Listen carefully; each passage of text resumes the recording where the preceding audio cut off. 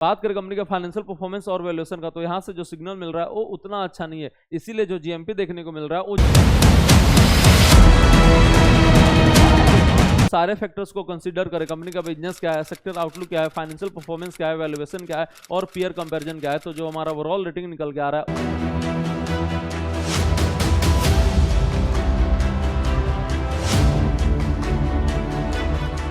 Welcome to our channel CA अबे बन जाएं। स्टॉक मार्केट सीखना काफी आसान और मजेदार है। आज हम लोग डिस्कस करने जा रहे हैं एक मेन बोर्ड का आईपीओ संभव स्टील एंड ट्यूब्स का। ये आईपीओ ओपन होने जा रहा है 25 जून को और ओपन रहेगा 27 जून तक। इसका जो अलॉटमेंट आउट होगा वो 30 जून को होगा और लिस्टिंग होने वाला है बीएसई और एनएसई दोनों एक्सचेंज पे 2 जुलाई को। कंपनी का प्राइस बैंड फिक्स हुआ है 77 से 82 पर इक्विटी शेयर और यहाँ पर जो मार्केट कैपिटलाइजेशन होने जा रहा है वो 2116 करोड़ होने जा रहा है। लॉट साइज 182 शेयर्स का है, मतलब रिटेल इन्वेस्टर्स को मिनिमम इन्वेस्ट करना पड़ेगा 14,924 रुपया।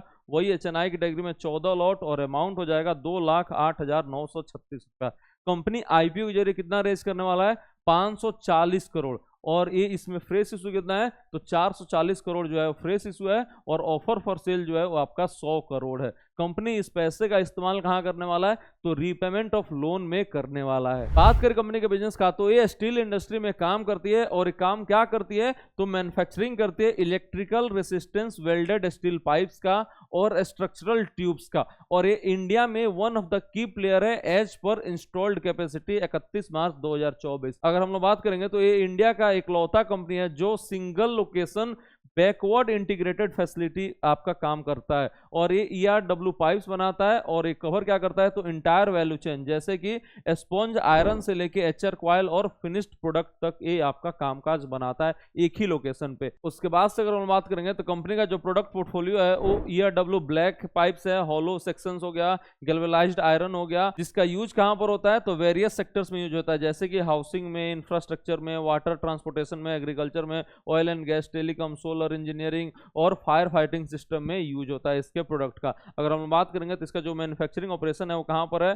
तो रायपुर में लोकेटेड है। उसके बाद से अगर हम लोग देखेंगे तो इस प्लांट पे आपको 25 मेगावाट का कैप्टिव पावर प्लांट भी है जो सपोर्ट क्या करता है? तो प्रोडक्शन विद सस्टेनेबल एनर्जी को सपोर्ट करता है। अगर हम लोग देखेंगे तो कंपनी के पास 39 डिस्ट्रीब्यूटर ब्रांचेज जो है across 15 state and 1 union territory, जिसका रीच कहां तक है? तो 600 डीलर नेशन वाइड इसका रीच। अगर हम लोग बात करेंगे तो स्ट्रॉन्ग प्रेजेंस कहां पर है? तो छत्तीसगढ़ में, महाराष्ट्र में, गुजरात में, हरियाणा में, राजस्थान में, उत्तर प्रदेश में, मध्य प्रदेश, तेलंगाना में यहाँ पर ज्यादा प्रेजेंस है। अगर हम बात करेंगे तो 2% मार्केट शेयर है इंडिया में संभव स्टील का। किसमें? तो डोमेस्टिक ईआरडब्ल्यू पाइप सेगमेंट में by sales volume as per financial year 2024। उसके बाद से अगर हम लोग देखेंगे अदर डिटेल्स तो 1774 परमानेंट एम्प्लॉयज है और इसका जो बैंकर है एसबीआई है, एक्सिस बैंक है, यूनियन बैंक है, फेडरल बैंक है, एचडीएफसी बैंक है, यस बैंक है और कोटक महिंद्रा बैंक है इसका बैंकर्स है। और ये जो आईपीओ से पैसा रेज भी करने वाला है वो अपने डेट का रिपेमेंट के लिए ही करने वाला है। उसके बाद से इस इंडस्ट्री का बात करें तो यहाँ पर जो ग्रोथ देखने को मिल रहा है वो भी आपको अच्छा ही देखने को मिल रहा है। यहाँ पर जो मेजर ग्रोथ होता है वो एक्सपोर्ट ओरिएंटेड होता है और ग्रोथ में एक्सपोर्ट में थोड़ा सा कमी देखने को मिल रहा है, लेकिन ओवरऑल जो ग्रोथ है वो भी आपको ठीक ठाक देखने को मिल रहा है। जनरली ये 5% के रेंज में रहता है, उससे कम भी रहता है, कभी कभी उससे ज्यादा भी बढ़ जाता है। जब ये मैन्युफैक्चरिंग साइकिल बढ़ता है वहां पर आपको ग्रोथ बढ़ जाता है, मैन्युफैक्चरिंग साइकिल घटता है तो वहां पर ग्रोथ जो है आपको कमी भी देखने को मिलता है। और यही चीज आपको कहां पर देखने को मिलेगा? तो इसके फाइनेंशियल परफॉर्मेंस में, वहां पर जो ग्रोथ है वो उतना ज्यादा नहीं देखने को मिल रहा। बात करें कंपनी का फाइनेंशियल परफॉर्मेंस और वैल्यूएशन का, तो यहां से जो सिग्नल मिल रहा है वो उतना अच्छा नहीं है, इसीलिए जो जीएमपी देखने को मिल रहा है वो 0% देखने को मिल रहा है। अगर हम लोग देखेंगे यहाँ पर रिवेन्यू तो 820 करोड़ का रिवेन्यू था, देन आपका 939 करोड़, उसके बाद से 1289 करोड़ और लास्ट 9 मंथ में 1018 करोड़ का रिवेन्यू क्लॉक किया है। तो यहाँ पर आपको मेजर ग्रोथ तो नहीं है, लेकिन आपको यहाँ पर कंसिस्टेंट ग्रोथ देखने को मिल रहा है। उसके बाद से अगर हम प्रॉफिट का बात करेंगे तो प्रॉफिट में इस साल आपको मेजर ड्रॉप देखने को मिल रहा है, सीधे 82 करोड़ से जो है आपका 40 करोड़ पे आ चुका है प्रॉफिट लास्ट 9 मंथ में। अगर हम लोग इसको एनुअलाइज भी कर देंगे तो आपका जो प्रॉफिट हो रहा है वो कितना हो रहा है? तो 50 से 55 करोड़ के आसपास एनुअलाइज हो रहा है, मतलब यहाँ पर शार्प ड्रॉप देखने को मिल रहा है। अगर हम लोग यहाँ पर देखेंगे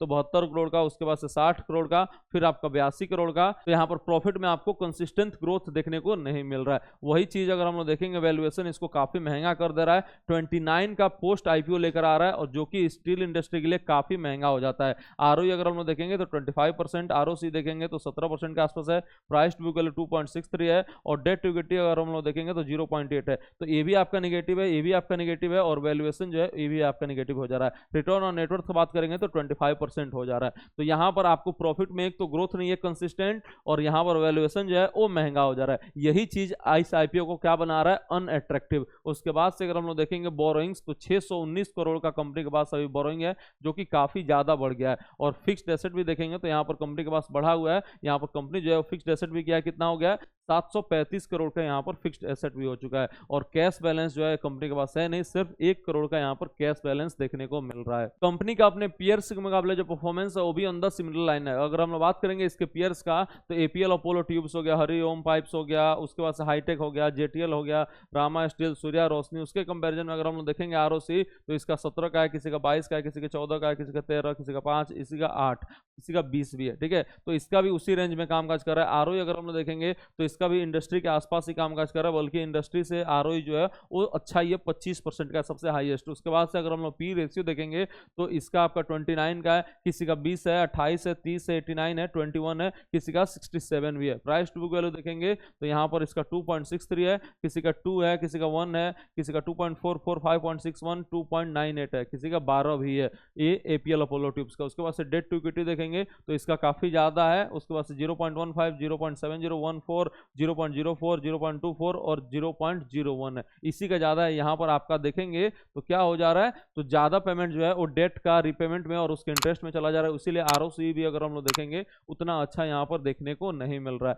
रिटर्न ऑन नेटवर्थ अगर हम लोग देखेंगे तो 25% है, जो इंडस्ट्री में सबसे ज्यादा है। अब अगर हम लोग सारे फैक्टर्स को कंसीडर करें, कंपनी का बिजनेस क्या है, सेक्टर आउटलुक क्या है, फाइनेंशियल परफॉर्मेंस क्या है, वैल्यूएशन क्या है और पीयर कंपैरिजन क्या है, तो जो हमारा ओवरऑल रेटिंग निकल के आ रहा है वो 1 स्टार निकल के आ रहा है। और हमारा रेटिंग जो बन रहा है वो इस आईपीओ को करना है अवॉइड। वैल्यूएशन जो है वो थोड़ा सा महंगा हो जा रहा है, इसको एनुअलाइज बेसिस पे करेंगे तो 44 का इसका पी रेशियो हो जा रहा है। अभी हम लोग पिछले साल का लेंगे जहां पर आपको मेजर ग्रोथ देखने को मिला था, उसके अकॉर्डिंग में 29 का निकल के आ रहा है, लेकिन इस साल का अगर हम लोग देखेंगे तो 44 का निकल के आ जा रहा है, जो कि इंडस्ट्री से काफी ज्यादा है। और स्टील इंडस्ट्री में वैसे ही रेटिंग नहीं मिलता है, तो इसीलिए इस आईपीओ को बनाता है अनअट्रैक्टिव और हमारा रेटिंग बन जा रहा है अवॉइड का। लेकिन और आईपीओ है जिसमें आप अप्लाई कर सकते हैं, जिसका डिटेल में रिव्यू हमारे यूट्यूब चैनल पे और फाइनेंस साथी की वेबसाइट पे आ चुका है, उसको जाके आप चेकआउट कर सकते हैं। लिंक जो है वो डिस्क्रिप्शन बॉक्स में है। मिलते हैं आपसे अगले वीडियो में एक नए आईपीओ अपडेट और स्टॉक मार्केट लर्निंग के साथ। वीडियो पसंद आए तो लाइक कीजिए और शेयर कर दीजिए। Thank you so much.